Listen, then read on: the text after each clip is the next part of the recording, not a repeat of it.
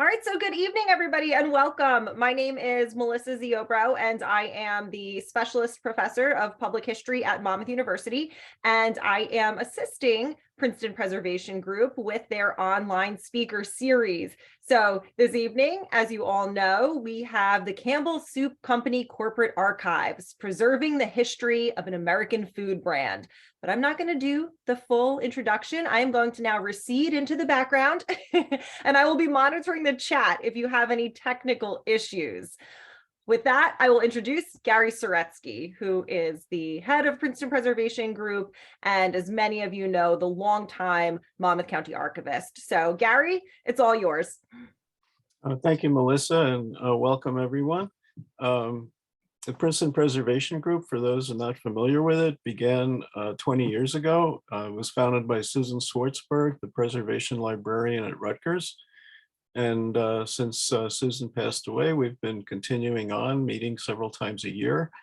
Since the pandemic started, we've been meeting on Zoom, and it's been working out very well for us. If you're interested in joining the PPG, please go to our webpage. The dues are $5 a year, and that gets you on the mailing list.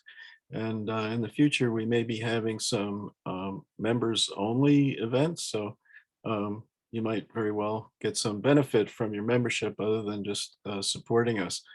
But today, our pleasure is to introduce Scott Hearn, the archivist of the Campbell Soup Company. And he's going to tell you about the history of the company and a little bit about how he is going about preserving what he's responsible for. So Scott, take it away. Sounds good. Thank you.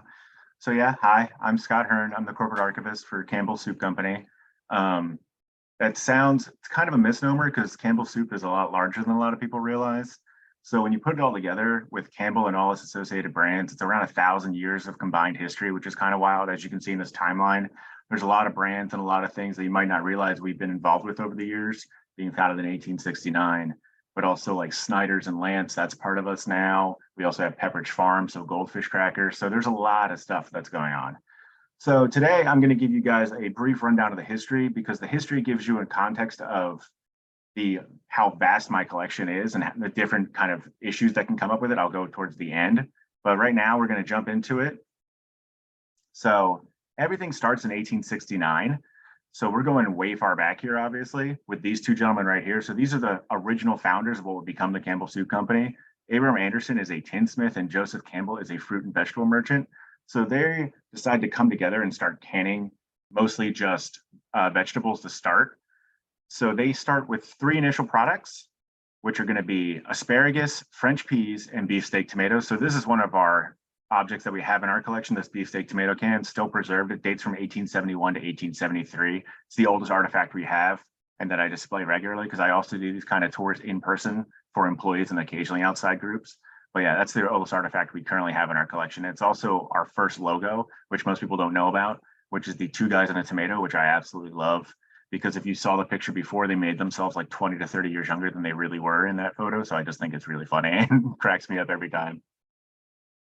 So here's a larger view of that. And that's actually our original building. You can see right there. That building was on between 2nd on Market and Arch in Camden, and that would grow to expand to cover a few city blocks. Then we'd open a 2nd facility in the 1920s and then open a 3rd facility where our headquarters is today. So we're still in Camden almost 154 years later, which is really cool. So business was doing really well and we started expanding immediately. So we start doing preserves, fruit butters, student strain tomatoes, some cans, some in glass jars. And also a big thing for us is ketchup at the time, which might be surprising. People don't realize that we actually had a huge ketchup business for a long time, especially considering that in 1869, there's another company founded called Heinz out in Pittsburgh, who's well known for their ketchup compared to us. But we actually kept them out of the area generally until we actually gave up making ketchup in 1914. So this is what it used to look like in that building. This is the ketchup packing facility. So super high tech stuff. Obviously, this is like the 1880s, give or take. So as you see, it's a bunch of glass jars and wooden crates, some hay. They'd be put on a horse-drawn carriage. So I have to envision most of this ketchup did not make it farther than a few blocks before it all broke and spilled everywhere. Just one of those things. It's how it goes back in the day. And this is also our preserve filling station. So once again, super high tech stuff. You have everybody just ladling in until it looked about the same height and about the same weight. And that was enough for us at the time, not much automation. So here is an example of some of the physical objects that we have in our collection that relate to all those. So as you can see, the beefsteak tomato cans, our variety of glass jars for all ketchup, the wooden crock, which I find really interesting because that used to be lined with wax paper and they just put the preserves in it, and the ceramic one behind that. We were also kind of doing like early recycling without the concept of recycling, you know? So it's like we request these things to come back to us if people wanted to return them, and we'd offer things in return. So if you delivered a certain amount of old crockery to us, you got this bowl that you see right here, this large Campbell's Preserves mincemeat bowl. That was like our first giveaway we ever like came up with. So that was a huge mixing bowl to make mincemeat in, which mincemeat was a mix of fruits and beef suet. Not my personal favorite idea, but you know, it was good for the time. That bowl is made from South Jersey sandglass, so it's super fragile, and it's one of the few that we have or that we've ever come across. I've never seen another one. It actually broke about 10 years ago, and we had to get it reconstructed because it's such fine material that like touching it too much, it just kind of crumbles. It's very stressful. It's one of those things, but I love it. It's really cool looking. And then this is just a fun photo of what life was like for us back in the early days. So as you can see, we used to have a full stable of horses as a business because that was the only way to get stuff around, and we won awards for our horses, apparently. I guess that was a really big thing for us. So 1876, business is changing. It's the centennial celebration in the United States, especially in Philly. We hand out this business card you can see in the corner right here. While we're handing out those business cards, Joseph Campbell's is exposed to brands and companies who are doing something a little bit different in canning. They are starting to put full food and meals in cans, not just ingredients like we had been doing for a long time. One of those in particular was the Franco-American Food Company, who would become our main rival at this point. They're based in Newark, New Jersey. So Joseph Campbell thinks that the next logical step is for us to expand and to go towards making full meals in cans. Abraham Anderson, on the other hand, does not agree with him. So that tension builds throughout the year. And eventually Anderson gives Campbell an ultimatum, which is that he can either, Anderson can buy out Campbell or Campbell can buy out Anderson, whatever they want to do. So surprise, surprise, Campbell buys out Anderson. That's why this isn't called Anderson's. Campbell gets all of his nephews, gets his son-in-laws to all invest. Anderson gets bought out. He does fine. He opens a rival cannery across the street eventually. And I don't know what their relationship was like, but there are news articles of them playing, like the canneries playing baseball against each other in Camden. I don't know if that was like a real tense thing for them or if that was just like a, you know, friendly game. But back in the 1800s, who knows? But that's pretty interesting. So business is going relatively well, but they want to expand. So they need to build more facilities. They need more money. So they're looking for another investor outside of his direct family, and that's in steps the Dorrance family. So a man named Arthur Dorrance is, at this point, like the best way I could describe him is that he is like a serial investor of the 1800s. The Dorrances came to the United States in the mid 1700s to Connecticut, and then moved down to Bristol, PA, where they opened a timber and lumber like milling business. So doing relatively well for themselves. I think he's like third generation Arthur. He invests in the business, but under the stipulation that he has to be able to have a say over how his investment is used. So the way it breaks down is they changed the name from Anderson and Campbell to the Joseph Campbell Preserve Company. Joseph Campbell is president. Arthur Dorrance is now going to be vice president. So that's how they set things up, and they start working towards releasing their first like full meal product, which will be a soup. Surprise, surprise. So 1894, business is getting really close. We're getting ready to introduce our first soup, but Joseph Campbell suffers a stroke and he can no longer perform the duties as president, so he has to resign. Arthur Dorrance turns around and will purchase all of Campbell shares and then purchase all of the Campbell family shares. And that's actually the end of the Campbell family and Campbell Soup Company in 1894. So at this point, it's a Dorrance family business, and there's still Dorrance family members on our board of directors to this day. Now, people frequently ask, well, why is it still called Campbell's? Well, you have to remember back at this point, advertising isn't what it is. All you really had was like name recognition and logo recognition that had been built up for the past 30 plus years. So people knew Campbell's and knew our two guys in a tomato logo, and they knew that they were safe, good food. So we are trying to figure out how to work that balance, even though the Campbells are no longer really involved.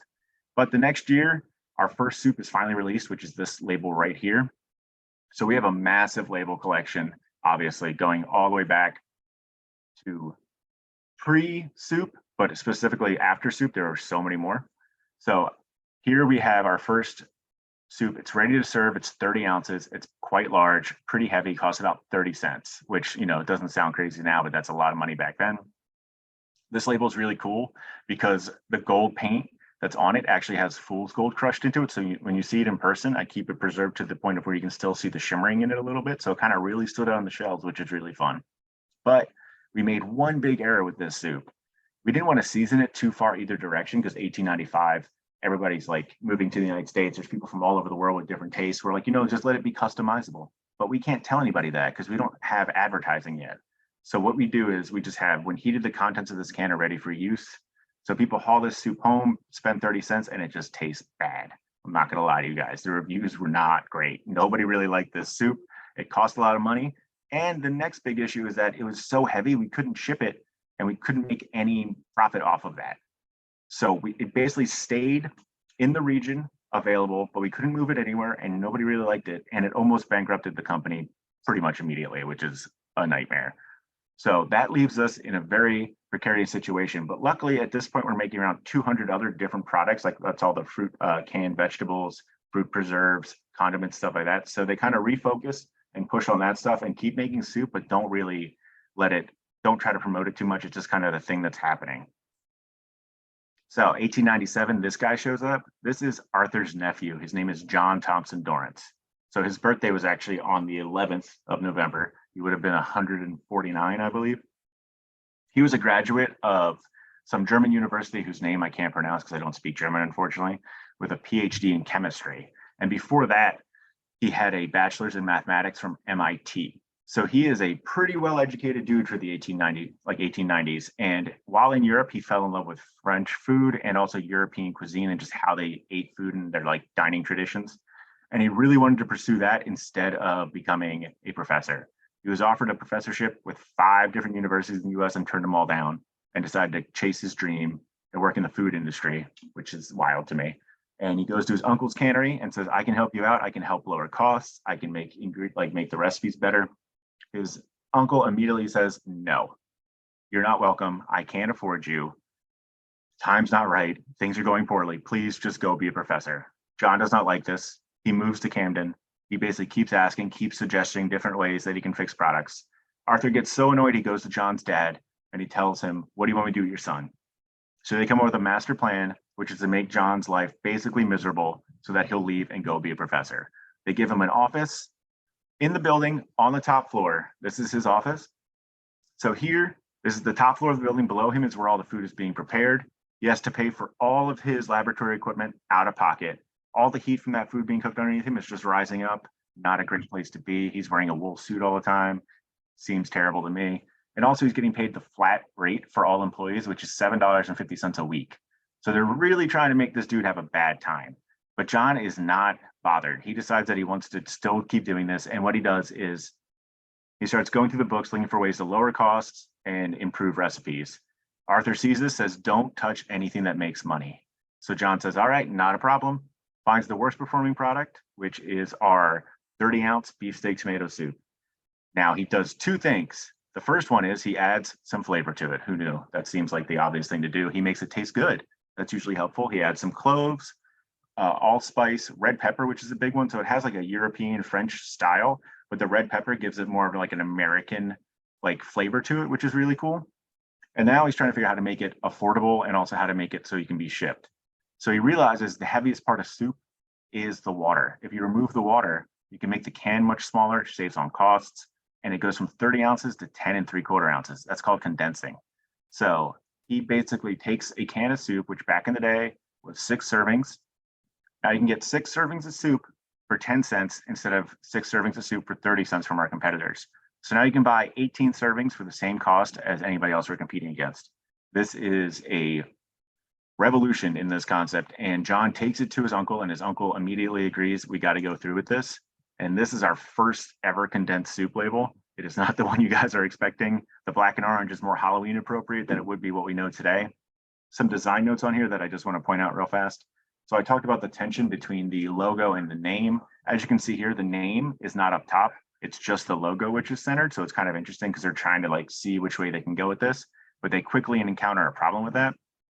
That problem is, this is an immediate success. People love it. And he wants to make more condensed soups. If you want to make more condensed soups, that's great. but they all can't have tomatoes in them, because if it doesn't have tomato and there's a giant tomato in the middle, it's very confusing.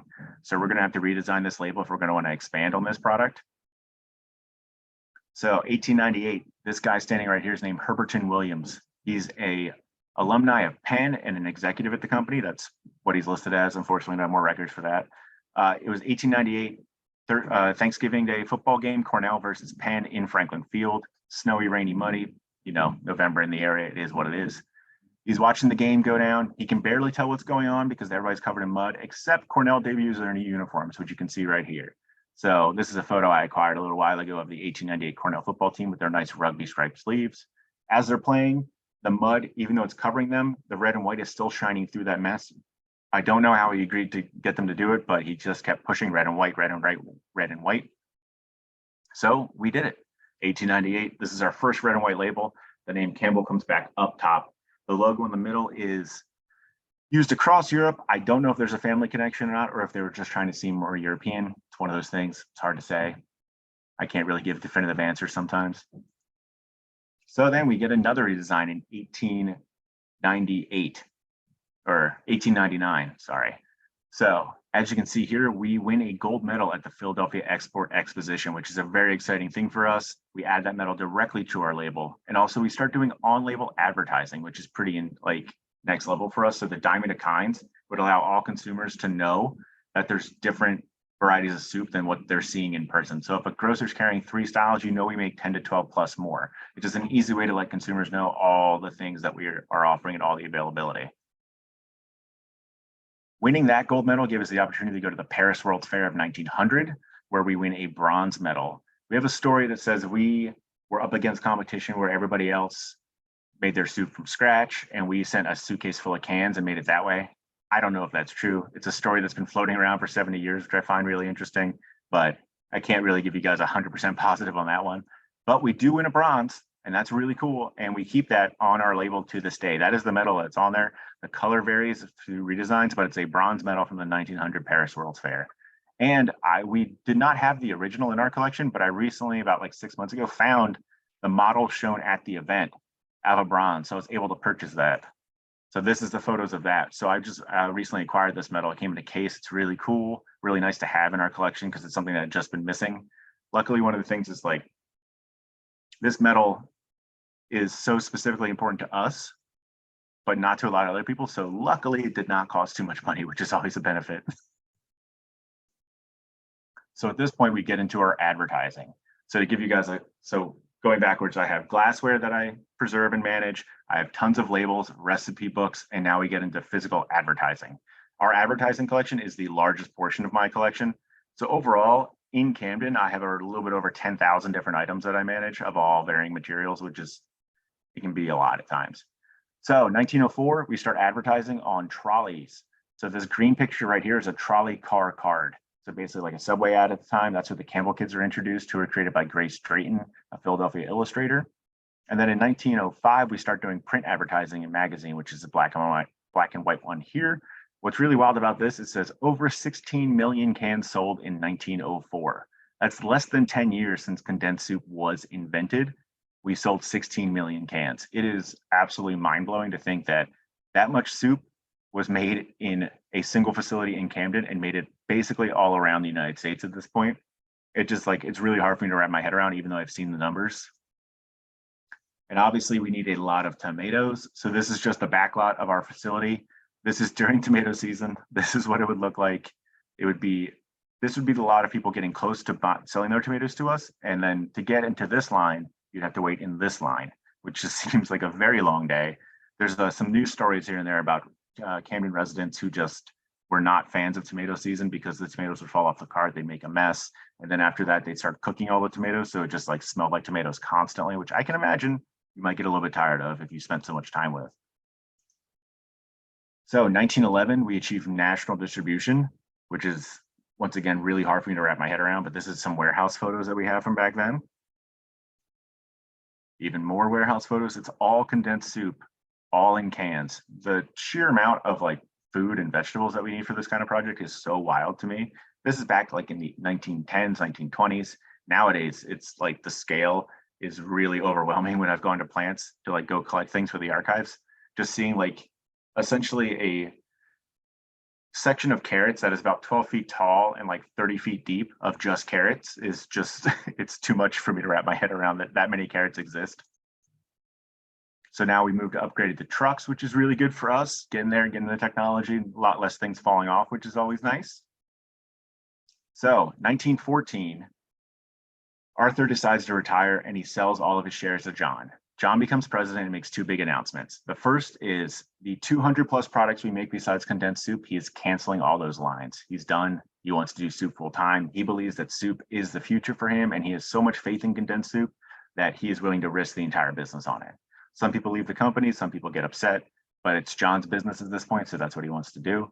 Second, he no longer wants to compete with Franco-American, so he acquires the Franco-American food brand officially in 1915. So how we handle that is that all of their soup recipes, we go through them, we turn them into condensed soups and release them as Campbell's. All of their pasta, so they have a whole line of like pastas that are canned, they stay Franco-American. So because consumers know Franco-American makes great canned pasta, so we keep the name on there. That's why in 1965, when SpaghettiOs comes out, it's Franco-American SpaghettiOs. That is a Campbell's product. It has been since its inception, but it said Franco-American for until 2004 or 5 on the label, which is wild to think about. And then in 1922, we changed our name from the Joseph Campbell Preserve Company to Campbell Soup Company, because it's about time that people know who we are. I just love this photo. It's just something I personally enjoy very much. That's the Ben Franklin Bridge in Philadelphia, just showing how long we've been here. Obviously, you can see it's not quite done yet. The bridge opened, I think, in 1926. So this is probably like 24 to 25. Just gives you a concept of how long Campbell's has been in Camden. Just absolutely mind-blowing stuff to me. So here's some more of the objects that I manage. So these are sales notebooks. Specifically, this one is John Dorrance's notebooks. Then I also have the ledgers from their businesses going all the way back. So that goes back to, I think our first annual report is from 1895, I think. And we have like all the business records that I have, like all the older ones. It's an interesting job for me because we have a records management for like recent documents. That's like on the legal side. But then there's the archives who has like older material. So that's so after like, I think 30 years, it starts to come to me. So like anything that's happening right now, I won't see those documents for a while until like eventually they get moved to me. And now they're born digital for the most part. So we have a DAM system that we use. And I also use some museum software to keep track of my collection because there's just so much.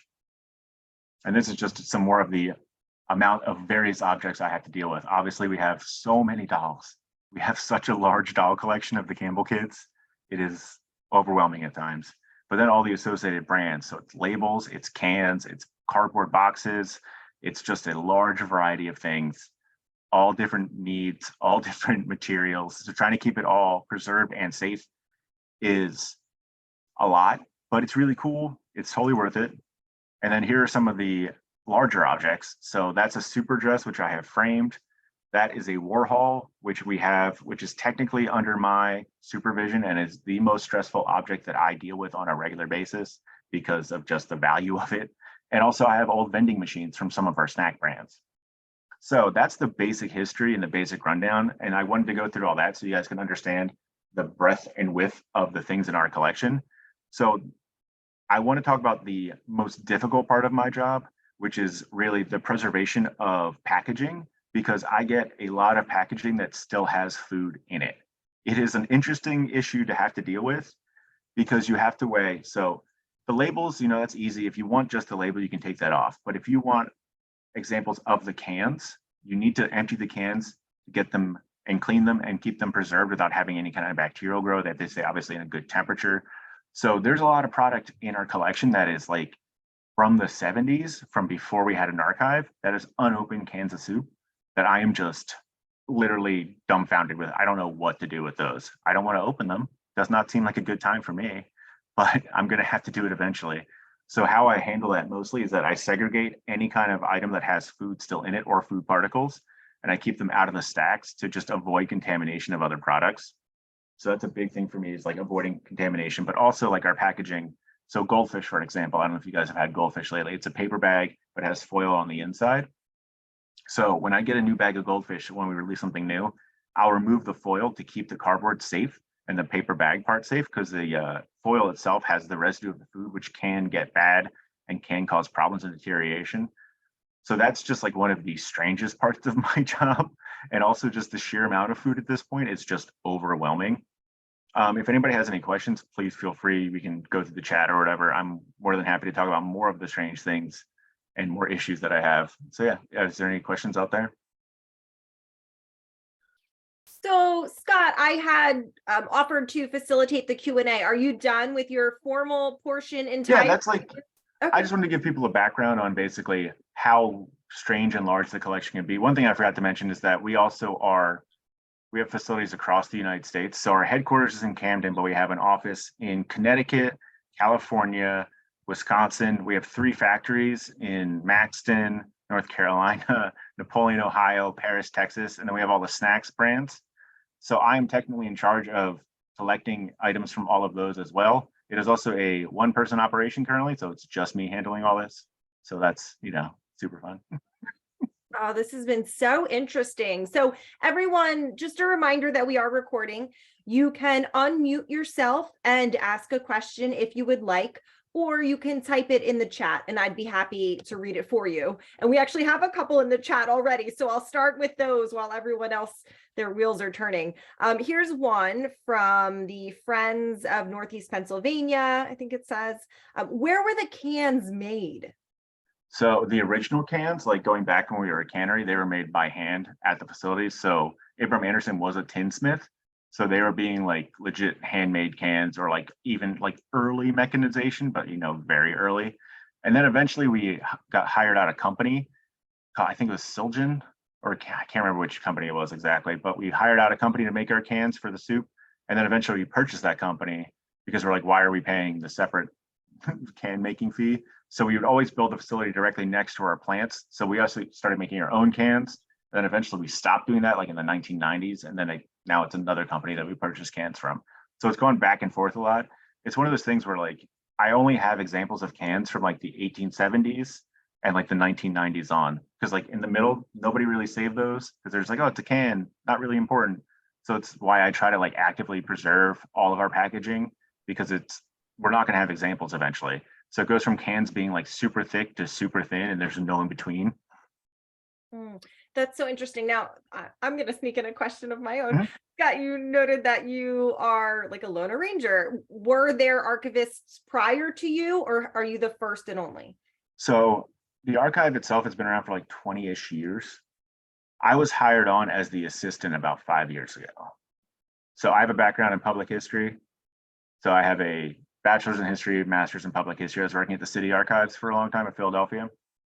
They were looking, Campbell's, for an assistant archivist because the archivist then at the time, she was from North Carolina originally. She wanted someone with local knowledge. So she hired me, which really helped out. And now she is actually the director of the Coca-Cola archives. So it's a small, weird world of people who do this kind of work. But yeah, it was a 2-person show for a little while. There was like 3 before me. Most of them had like library science backgrounds. So it's like it's set up like with a library system, our collection, but I'm thinking about potentially dismantling that and creating a new system, because as a corporate, like as a corporate archivist, sometimes we sell brands and I have to pull those records and get rid of them, or we add new brands and I have to add them. So in the current structure, it just is too much work to remove or add things.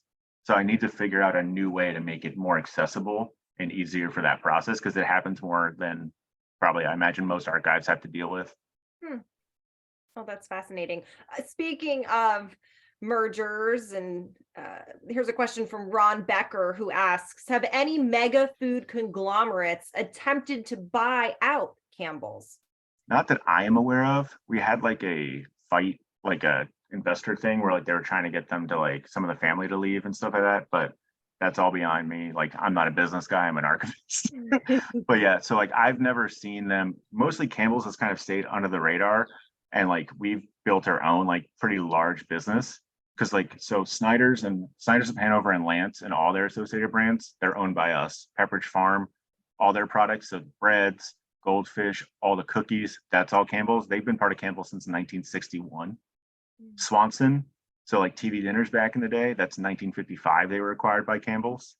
1948 we acquired V8, and then we acquired, like I said, Franco American in 1915. And we acquired more brands too. So we have Pacific that was acquired. I can't remember the year off the top of my head. But yeah, so we have a lot of brands that we cover. Oh, kettle chips. I don't know if you guys like kettle chips. That's part of us. And Cape Cod chips are also part of us now too. Mm. So we're like a low key, very large food company, which is kind of fun. Mm. Here's a question in the chat from Ken Kaufman. How far away from Camden would the farmers bring in their products to supply the company? So at that point, it was all of South Jersey, basically. So as far as they were willing to travel to bring there, because we needed so many tomatoes that we were paying the highest like rates in the region, as far as I understand. So like per ton, we were paying some of the highest costs because we needed so much. Because New Jersey back then was way more rural, and like South Jersey specifically, but still the sheer amount of food that we needed was so massive that like I think there's people from like Ocean County who were coming in, people from like almost Cape May were coming up, because we also would have the dock, so you could take the Delaware River and drop them off at our like port to drop off tomatoes too. So it was like a huge operation. Like I said, some of the residents of Camden were not fans, but it is what it is. I'm sure many of you on the Zoom know Ron Becker, and I'm just going to call your attention to the chat where Ron says, I grew up on a chicken farm in Vineland, New Jersey. I believe my parents sold chickens to Campbell's and other concerns in the 50s and 60s. That's an interesting connection to this. That makes a lot of sense. We have a lot of like long-term like family farms that we work with still to this day. Mostly of them are in California now because that's where like we do most of our growing. So we have like third generation farmers in California who've been working with Campbell's the whole time. But so I live in Morristown, New Jersey, not Morse, down in South in Burlington County. And our original agricultural scientist, he used to live in Morristown back in the early 1900s. And we had research farms all in this region. And obviously now it's all housing, but like back in the day, it was so much agriculture. So my dad used to tell me he used to go with his brother to go steal tomatoes from our research farms during the season to bring them back to the family, which I always thought was so funny. Speaking of all of these local ties and the families you've been working with for generations, do you do any oral history? So I'm trying to start building out that whole collection. We have a few. I did an oral history project up in Toronto because we were closing a plant in Toronto. So we went up there and we interviewed employees who had been there for 40 plus years to get their story, not only to preserve it for like future records, but so they can get it out there because I feel like they wanted to tell us those stories. So like a really nice time, like obviously not the happiest of times because like the plant's closing down, but they were more than happy to talk to me. We recorded all of it. We got it all transcribed. Really cool stuff. Awesome. Scott, I have a question. Can you hear me? Yeah. Oh, okay. You mentioned Coca-Cola archives, and which I visited, and I know that they loan out their products for movies, for period movies, and I wondered whether you do any of that too. With your products. I get requests pretty frequently for mostly how we handle it, since we have a limited collection. Is I will do high-res scans of like labels and stuff like that is what people are usually looking for. I do high-res scans so they can reproduce them and then use them on whatever various shows.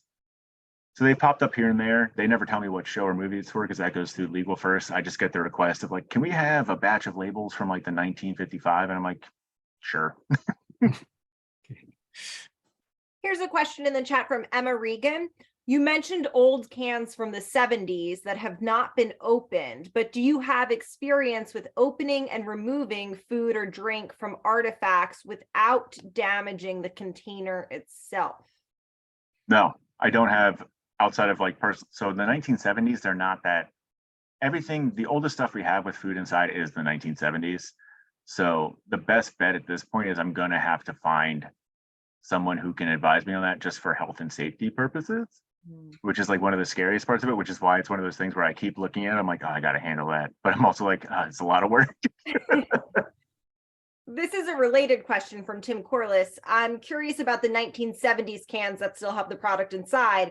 Perhaps the Image Permanence Institute could propose methods to simulate accelerated aging of the contents and container. Have you consulted with them yet? You might maybe take down notes if you haven't. Yeah, I'm about to. So have you consulted with IPI or even the food science research staff at Rutgers, since they are a federally sponsored agricultural school? That's a good idea. We also have an entire food science department in Campbell itself. So honestly, it did not cross my mind to talk to them, which is silly because I literally had a tour with them earlier today where I brought in a bunch of like food scientists. I don't know why it didn't cross my mind. So thank you. That is a really good idea. And I don't know why I'd never thought of it until this time. It's one of those things where it's right, the answer's right in front of you. And I've just, for some reason, never thought of it. So thank you for that. That's a really good call.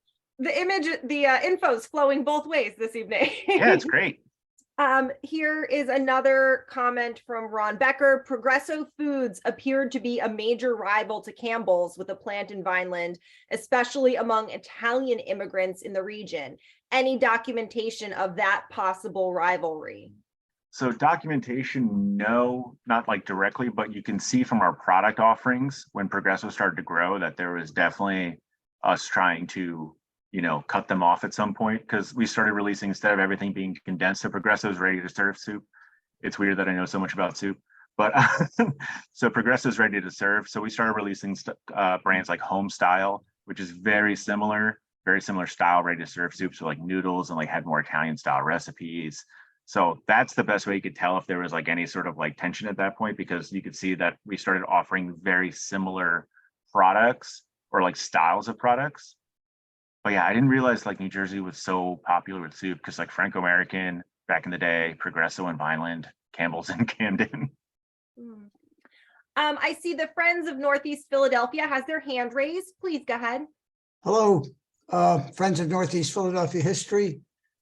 We have recently acquired some farm books from the 40s, late 30s and early 40s, 8 years, 1937 through 45. And in those farm books, this is a farm in Northeast Philly now where the Northeast Philadelphia Airport is.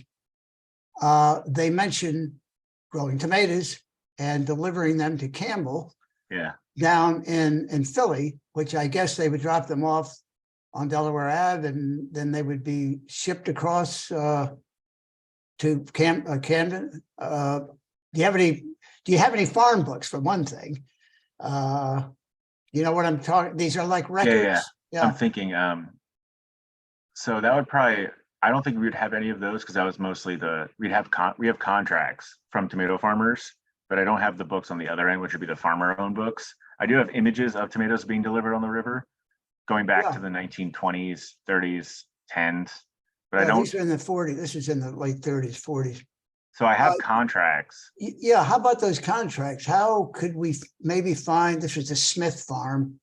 Okay, if you want to, I think my email's in there. You can reach out to my email and I can do the research for you. Because that's one of the things about a corporate archives is that I work as like a hybrid archivist / historian at this point. So we're not open to the public for research. But since I manage and run the entire thing, I can choose which research projects I want to pursue. Which is kind of nice. So I get questions and I'll do the research and I'll get that information to people. So yeah, if you want to send me an email with any kind of information you have, I can see what I can find in my collection if we can match anything up for you. So these little farmers might have a contract. They wouldn't deal through a third party. Yeah, usually we would just have open contracts. So anybody it would just list our price. And then once you sold the tomatoes, you'd sign off on it. And it would be the farmer. Yeah. We would publicize like how much a ton of tomatoes is going for that season. And be like, this is the price, bring your stuff to us, you know, and we'd have the contract signed or like put out like releases to the farmers that we've contracted with and be like, tell your friends, this is what we're buying tomatoes at right now. So like just trying to get as much vegetables as we can.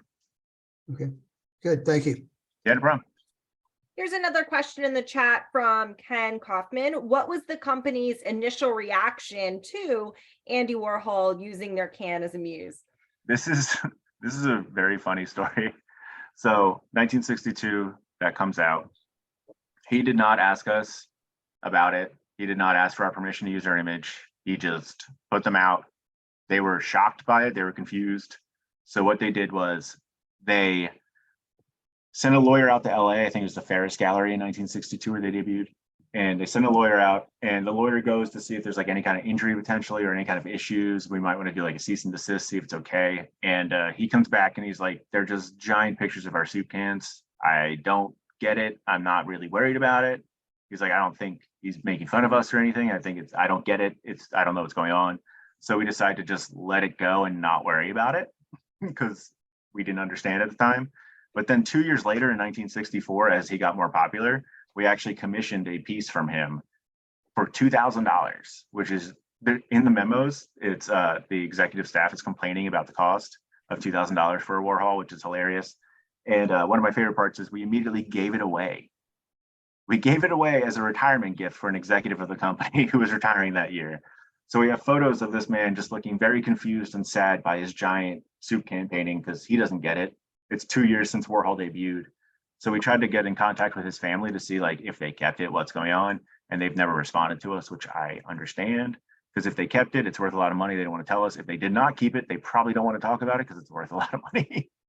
So we actually acquired another one in 1993, I think it was, which hangs in our boardroom today.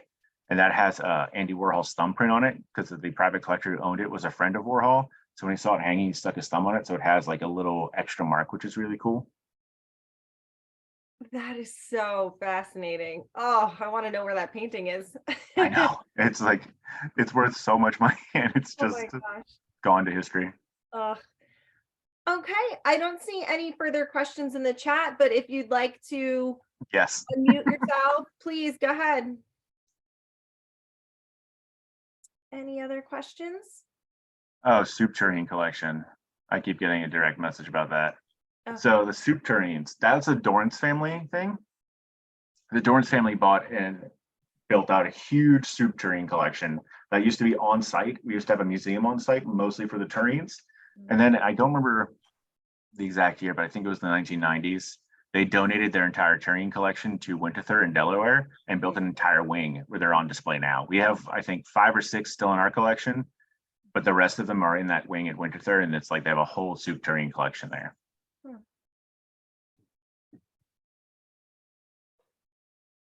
Okay, anybody else? You can feel free to unmute yourself or type a question in the chat.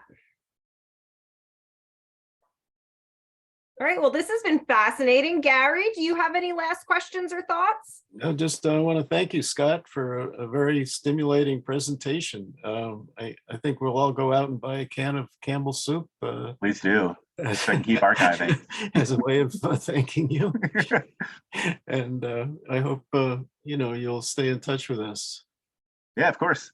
I could always talk to my former boss, the Coca-Cola archivist, and see what she's doing for the future. Yeah, it'd be interesting for you to network with your former boss to see what they're doing in terms of preserving their stuff. Tomato juice. And also, there are other corporate archivists, who have similar responsibilities.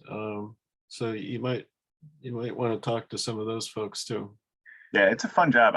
I'm like, the best way I can describe myself is like an accidental archivist, because like I said, my background is history all the way. Mm-hmm. And I started working in archives because I just found it stimulating. I enjoyed the work. But then all of a sudden, next thing I know, I'm like running a corporate archive by myself. I'm like, what? It's like the whiplash. I'm like, what happened? Well, it sounds like you're doing fine. Yeah, I mean, no complaints so far, so we'll see. All right, we all set then, Gary? Yep. Thanks very much, folks, for tuning in. Thanks. All right. Great presentation. As you could tell, it was near and dear to my heart. Yeah. Thanks so much, Scott. Thanks, everybody. everybody. Have a great night. Have a good night.